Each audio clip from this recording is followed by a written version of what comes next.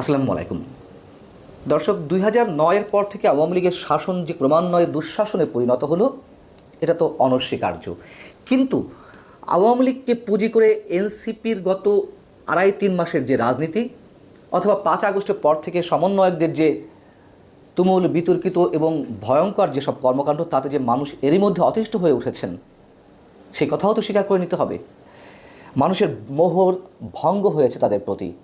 এই সমন্বয়ক এবং ছাত্র নেতাদের যে কোনো প্রকারের রাজনৈতিক আদর্শ নেই, রাজনৈতিক লক্ষ্য নেই, সে কথাও মানুষের সামনে একেবারে স্পষ্ট।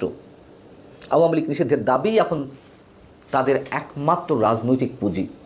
খুব সিগনিফিকেন্ট একটা প্রশ্ন করি আপনাদেরকে।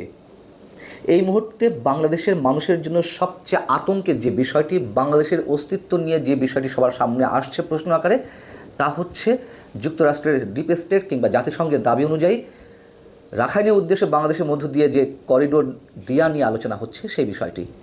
এটি নিয়ে এই যে বাংলাদেশ ওলটপালট করে দেওয়া কিংবা বাংলাদেশের সব কিছু পরিবর্তন করে দেওয়ার যে স্বপ্ন জাগানো বা স্লোগান দেওয়া যেই ছাত্র সমন্বয়করা, তারা একটা বারের জন্য একটা টু শব্দ করেছেন? কোনো প্রকারের প্রশ্ন তৈরি করেছেন সরকারের প্রতি? কোনো প্রকারের দাবি তারা তুলেছেন যে এটি নিয়ে জাতীয় পর্যায়ে আলোচনা হোক? একদম না, একেবারেই না। এবং এরা যে একেবারেই কিংস পার্টি, তার সবচেয়ে বড় উদাহরণ এই মুহূর্তে এই যে তুমুল বিতর্কিত এবং বাংলাদেশের জন্য আতঙ্কের এই করিডোর বিষয়ে কোনো প্রকারের কোনো মন্তব্য না করা। যেহেতু এই সরকার এবং কিংস পার্টি মিলেমিশে একাকার, সরকারের মুরব্বীরা এই ধরনের সিদ্ধান্ত নিয়েছে এবং আমি নিশ্চিত তাদের সঙ্গে আলোচনা করে নিয়েছে। এবং অথবা আমরা বলতে পারি, যুক্তরাষ্ট্রের যে প্লট নির্মাণ করা হয়েছিল শেখ হাসিনা বিরোধী আন্দোলনে, শেখ হাসিনা পতনের আন্দোলনে, সেখানে এইসব প্ল্যানিংয়ের মধ্যে নিয়ে এসেই এই আন্দোলনগুলো তৈরি করা হয়েছিল। সাধারণ মানুষ এসব নিশ্চয়ই জানতো না। সাধারণ মানুষের অংশগ্রহণ ছিল ব্যাপক মাত্রায়, একথা আমরা মনে করিয়ে দিতে চাই। শেখ হাসিনা পতনটাও ছিল অনিবার্য, কিন্তু সাধারণ মানুষের সেন্টিমেন্ট নিয়ে তারা খেলেছে, তারা ম্যাটিকুলাস ডিজাইন নিয়ে এগিয়েছে, এ কথা বারবার আমাদেরকে বলতে হচ্ছে। যেহেতু এই করিডোর নিয়ে তাদের কোনো রকমের কোনো মাথা ব্যথা নেই, আমরা ধরে নিতে পারি অবশ্যই তাদের যৌথ সিদ্ধান্তে এরকম বিষয়ে সরকার এগোতে চাইছে সামনের দিকে। তারা যে দিগ্ভ্রান্ত ঠিক নয়, তারা যে দিশেহারা, মানুষের আস্থা পাচ্ছে না এবং বারবার তাদের মুড সুইং করছে, তাদের নানান সিদ্ধান্ত থেকে তারা নিজেরাই পিছপা হচ্ছে, তার তো অনেক উদাহরণ এর মধ্যে আমাদের সামনে উপস্থিত হয়েছে। তারা সংবিধান ছুঁড়ে ফেলার হাক ডাক দিল, গর্জন তুলল, সেখান থেকে সরে এসে তারা বলছে সংবিধানের প্রয়োজনীয় পরিবর্তনগুলো করা দরকার। তারা আমূল সংস্কারের কথা বলল নির্বাচনের আগে, আমূল সংস্কার না করে নির্বাচন করা যাবে না।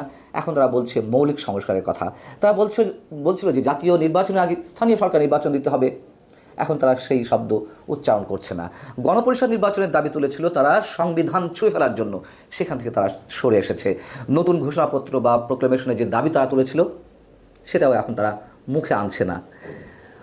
মূল বিষয় হচ্ছে, কোনো রাজনৈতিক দলের গণভিত্তি না থাকলে, গণসম্পৃক্ততা না থাকলে সেই রাজনৈতিক দল সামনে বেশি দিন এগোতে পারে না।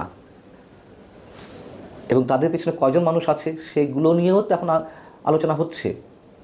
গত শুক্রবার তারা আওয়ামী লীগ নিষিদ্ধের দাবিতে যে সমাবেশ করলো, মহা সমাবেশের কথা বলল, সেখানে কয়জন মানুষ উপস্থিত ছিলেন? তারা ভাড়াই করে যে মানুষ নিয়ে আসছেন, সেগুলোও নানান ভিডিও চিত্র উঠে আসছে।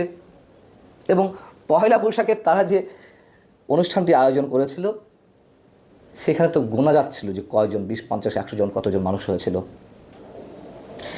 আরেকটা জিনিস খেয়াল করুন, যে এরা যেমন করিডোর নিয়ে কোনো কথা বলছে না, এরা দুর্নীতির বিরুদ্ধেও তেমন কোনো কথা বলছে না। তার কারণ এদের সহযোগীরাই বা এই যে তর্জন গর্জন তোলা যে সমন্বয়করা, তাদের মধ্যে অনেকে, এই যে হাসনাত আবদুল্লাহ, সারজিস আলম, তাদের অনেকেই বিরুদ্ধে তো দুর্নীতির অসংখ্য অভিযোগ।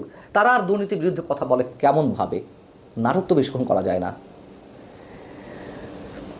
নাহিদ ইসলাম শুক্রবারে আওয়ামী লীগ নিষিদ্ধের দাবিতে যে সমাবেশ অনুষ্ঠিত হয়েছিল, সেখানে ডক্টর ইউনূস সম্পর্কে হাসনাত আবদুল্লাহ কী বলেছেন হেফাজতের সমাবেশে, আমি সে কথা বলছি। তার আগে নাহিদ ইসলাম কী বলেছেন সেটাও আপনারা জানেন, একটু মনে করিয়ে দিই। তিনি শুক্রবারের মহাসমাবেশ থেকে বলছেন যে আওয়ামী লীগের বিচার না হলে গণঅভ্যুত্থানে নিহতদের রক্তের সঙ্গে বেইমানি করা হবে। গণঅভ্যুত্থানে যারা নিহত হয়েছেন, আহত হয়েছেন, গণঅভ্যুত্থানে অংশগ্রহণ করা, আমি একটু আগেই বলছিলাম সাধারণ মানুষের যে পার্টিসিপেশন, তাদের মূল উদ্দেশ্যটা কী ছিল?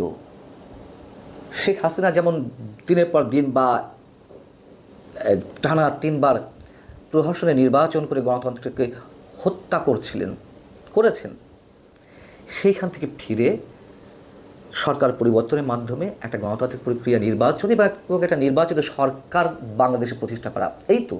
তারপরে তারা তো কত কি দাবি তুলল, কত সব বিষয় আমাদের সামনে তুলে ধরলো, এবং সেগুলোকে নিয়ে তারা রাজনীতি করবে, এটা প্রথম থেকেই আমরা বলে আসছিলাম, এবং সেটাই তো হচ্ছে। অতএব গণ অভ্যুত্থানের নিহতদের সঙ্গে কারা বেইমানি করছে? গণ অভ্যুত্থানের যারা রক্ত দিয়েছেন তাদের রক্তের উপরে দাঁড়িয়ে কারা সেই গণ অভ্যুত্থানের সঙ্গে প্রতারণা করছে? তারা মানে মানুষ, সাধারণ মানুষ যে আশায়, যে লক্ষ্যে গণ অভ্যুত্থানে অংশগ্রহণ করেছিলেন, তাদেরকে ঠকিয়ে তাদের যে নির্বাচনের দাবি, আবার সুষ্ঠু একটা নির্বাচনের দাবি, সেই নির্বাচনকেই প্রলম্বিত করে তারা নিজেদের ক্ষমতা কুক্ষিগত করে রাখতে চায়। যেহেতু এই সরকারের একটি তারা পার্ট, ক্ষমতার স্বাদ লাভ করছে, এগুলোও পুরনো কথা, এগুলো আমাদেরকে বারবার বলতে হচ্ছে, তার কারণ মানুষ অতিষ্ঠ হয়ে উঠেছে। তো একটা শেষ থাকা দরকার। এবং মানে নব্য ফ্যাসিজমের পরিচয় তো আমরা নানান দিক থেকে পাচ্ছি। সবচেয়ে বড় কথা হচ্ছে যে মব কালচার সৃষ্টি করা হয়েছে। একদিকে সরকারের পক্ষ থেকে আহ্বান জানানো হয়, বা সরকারের দায়িত্বশীল চেয়ারে বসে উপদেষ্টারা বলেন, হুঙ্কার দেন, আর সহ্য করা হবে না মবের। কে শোনে কার কথা? চলছে, মহাসমারোহ চলছে। এবার আমাদের তুমুল বিপ্লবী ছাত্র সমন্বয়ের একজন হাসাত আবদুল্লাহ, তিনি হেফাজতে ইসলামের সমাবেশে শনিবার কি বলেছেন? তিনি বলছেন, অত্যন্ত পরিতাপের বিষয়, 8 মাস পরে এসে অনেক রাজনীতিবিদ আমাদের বারবার মনে করিয়ে দেয় আওয়ামী লীগ রাজনৈতিক দল। এই রাজনৈতিক দল নিয়ে সিদ্ধান্ত নেওয়ার এখতিয়ার নাকি তাদের নাই। মানে নিজেদের কথা বলছে। ডক্টর ইউনূস কয়েকদিন আগে বলেছেন আওয়ামী লীগ নির্বাচনে অংশ নেবে কিনা এই সিদ্ধান্ত আওয়ামী লীগের। ডক্টর ইউনূস ভুলে যাবেন না, আপনাকে আমরা ক্ষমতায় বসিয়েছি। হুঙ্কার ছাড়ছে ডক্টর মোহাম্মদ ইউনূসের প্রতি। এগুলো যে লোক দেখানো, সেটুকু আমরা বুঝি। অথবা তারা হয়তো সত্যি ভুলে যাচ্ছেন, ডক্টর মোহাম্মদ ইউনূসকে হয়তো তারা ক্ষমতায় বসিয়েছেন ঠিকই, প্রধান উপদেষ্টা করেছেন, কিন্তু ডক্টর ইউনূস যে আন্তর্জাতিক মানের খেলোয়াড়, এটি তিনি নিজেই মন্তব্য করেন।